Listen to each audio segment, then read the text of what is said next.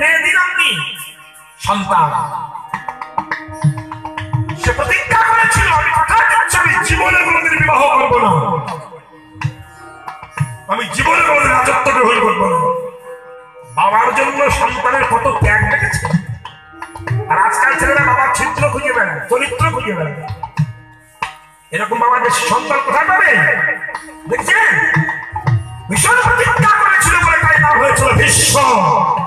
তাই তার বাবা বলেছিল আমি কথা দিলাম তোর ইচ্ছা মৃত্যু যখন খুশি করতে পারে। সরসজ্জায় সজ্জিত হয়েছিল, তীরগুলো বিঁধেছিল, শুধু মাথায় তীর ছিল না, মাথাটা নিচু হয়েছিল। মৃত্যুপথ যাত্রী, সে মরেনি কেন? কেন? কারণটা কি? এই সময় কৃষ্ণ ভেবেছিল আমি বিশ্বের কাছে যাব, দেখাবো দাদাকে। আস্তে আস্তে আস্তে হয়ে কৃষ্ণ বিশ্বের কাছে সে দাঁড়িয়েছে। পাঁচে ভাই দ্রৌপদী, কুন্তী, কৃষ্ণ সবাই যে দাদুর পায়ে হাত দিয়ে প্রণাম করছে। যখন প্রণাম করছে ভেউ ভেউ করে বিশ্ব কাঁপছে। অর্জুন যে বলেছিল দাদু তুমি মৃত্যুর ভয় করো, ছোট বাচ্চার মতো কাঁপছো ভেউ ভেউ করে, তোমার মৃত্যুর ভয় আছে, কাঁপছো কেন? বিশ্ব বলেছিল অর্জুন আমি মরার ভয়ে কাঁপছি না। তবে কি তোকে না আমি কাঁপছি কেন জানিস? জগতের সবাই সবাইকে প্রণাম করলো, সবাই প্রণাম করলো, আমি এখনো বেঁচে আছি কেন? যার আসার কথা ছিল সে তো এলো না, সে তো আমাকে প্রণাম করলো না, সে কি আসবে না? তার অপেক্ষায় বসে আছে। মৃত্যু সংসারে সজ্জিত হয়ে অনেকে ছেলে মেয়েকে খুঁজে বেড়ায়, কিন্তু বিশ্ব খুঁজে বেড়াচ্ছে আমার কৃষ্ণ কোথায়, তাকে না দেখে আমি পৃথিবী ছাড়তে পারবো কি বড়। এগুলো দেখো মানুষের জ্ঞান হয় না, অসম্ভব। যার জ্ঞান হবে না তার ৯ তো হবে না, ৯০ তো হবে। আস্তে দেখেছেন বিশ্বদেব দাঁড়িয়ে শুয়েছিলেন, যার আসার কথা ছিল সে গেল না। এই কথাটা অর্জুন বলল দাদু কৃষ্ণ কি তোমাকে বলেছিল যে অন্তিম সজ্জায় আসবে? তুমি দেবব্রত ভীষ্ম, তোমার গায়ে এত তীরগুলো বিঁধেছে কেন? কি অন্যায় করেছিলে? অন্যায়টা তো বলি বলবো দরকার। শুনুন কথাগুলো খুব জানার আছে, এ কথাগুলো মানুষ শোনে। ভীষ্ম বলেছিল অপরাধের প্রায়শ্চিত্ত ভোগ করছি, তার মানে কাঁদালে কাঁদিতে হয়, কথাটা মিথ্যা নয়। টাকা ব্যাংকে ফিক্স করে রাখলে যেমন ডবল হয়, তেমনি জগতে কোনো মানুষ যদি কোনো সৎ মানুষের মনে ব্যথা দেয়, সেই ব্যথা ফিক্স করা থাকে, শেষ জীবনে সেই ব্যথা ডবল ভাবে অনুভব করতে হয়। কাঁদালে কাঁদিতে হয়, কথাটা মিথ্যা নয়। স্তম্ভিত হয়েছে অর্জুন, দাদু তোমার অপরাধ কোথায়? অপরাধ হলো কৃষ্ণকে ত্যাগ করে কুসঙ্গ অবলম্বন করা, কৃষ্ণের বিপক্ষে থাকা প্রথম অপরাধ।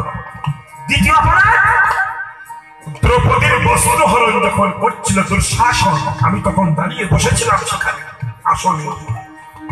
দ্রৌপদী অন্তরে ভেবেছিল কেউ না থামাক, দাদু আমাকে থামাবে, দুঃশাসনকে নিষেধ করবে, তাহলে দুঃশাসন আমাকে অপমান করবে না। বারবার পাঠিয়েছিল, টপ টপ করে চোখ দিয়ে জল পড়ছিল, বিশ্বাস আরো বলেনি দুঃশাসন সাবধান, নির্ভরের মতো দাঁড়িয়ে দাঁড়িয়ে দিয়েছিল। তাই দ্রৌপদীর যত চোখের জল পড়েছিল তত ভেবেছিল দাদু প্রত্যেকটা ফোঁটার জল তীরের মতো দিচ্ছে আমার হৃদয়ে। তুমি যদি গুরুজন হয়ে থাকো, অন্যায়কে প্রকাশ করলে না, বললে তুমি ওই দুঃশাসন সব কথা করতো না। তুমি করনি, তুমি অপরাধ করছো, বসে বসে দেখছো। শুনে রাখো, তোমার প্রত্যেকটা ফোঁটা জল তীরের মতো আমার মধ্যে প্রবেশ করেছে।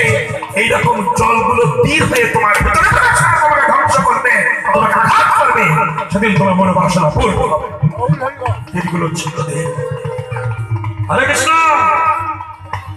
মানুষ সৎ কথা বলতে পারে না কখন জানেন? অন্যায়কে প্রকাশ করে না কখন জানেন? যতদিন তার গায়ে বদরক্ত থাকে। বদরক্ত থাকে যাদের গায়ে, তারা সৎ কথা বলতে জানে না। মানে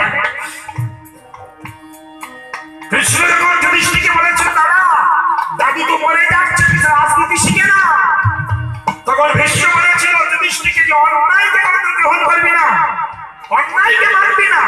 এই কথা ভীষ্ম যেই বলেছে দ্রৌপদী হো করে হেসে উঠেছে। দাদু বাহ, ভালো কথা বললে তো। ভীষ্ম বলছে হাসছো কেন? হাসছি তোমার নীতি বাক্য শুনি। অন্যায়কে প্রদেশ করবে, সেদিন এই অন্যায় কথা কোথায় ছিল? যেদিন তোমার দুঃশাসন তোমার চোখের সামনে কাপড় করছিল, ওই কোনো প্রচেষ্ট করনি তো? তখন ভীষ্ম বলেছিল, কেন করেনি জানো দ্রৌপদী? কেন? আমি দুর্যোধনের ভাত খেতাম, বড় লোকের ভাত, অহংকারী ভাত। ওই ভাত খেলে পদের রক্ত, অহংকারের রক্ত গায়ে জন্মায়। এই যে মহাপ্রভু বলেছে, বিষয়ের অন্ন খেলে মলিন হয় মন। বড় লোকের ভাতের মধ্যে থাকে অহংকার, ওই অহংকারের ভাত খেয়েছি, আর সেই ভাতে রক্ত সৃষ্টি হয়েছে।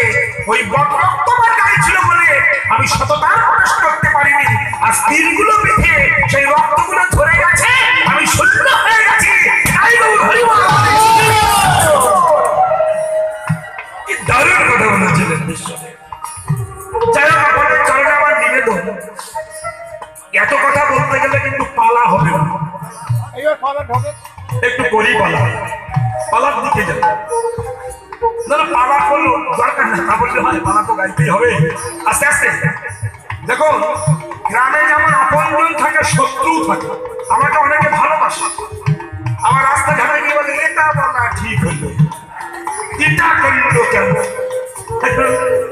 গ্রাম তো আমার, এখানে যেমন শত্রু আছে তেমনি বন্ধু আছে। তারা সবকিছু শুনবে, আবার বাড়ি যাওয়ার সময় বলবে এইটা তো বলিয়ে দাও। এরকম দেশে অনেক কিছু, তাদের জন্য কিছু করি। চলুন এই জায়গাটা শুনবো, বাদ দিয়ে দেবো। তবে এসব কথা না শুনলে মানুষের ভক্তি জন্মায়। কীর্তন হচ্ছে হিন্দু ধর্মকে ফিল্টার করবার জন্য, শুধু নাচানাচি করবার জন্য নয়। কীর্তন এত একটা বস্তু নয় না। বিশ্বকে জিজ্ঞাসা করেছিল অর্জুন, তোমাকে কবে কথা দিয়েছিল যে মৃত্যু সজ্জায় কৃষ্ণ আসবে? এই জায়গাটা একটুখানি বলবো, বলবো বলি, শুনুন আস্তে আস্তে আস্তে আস্তে। ওই যে তোমরা আছো আমার বলেছিল, এইবার ঘুরবো না। হরে কৃষ্ণ।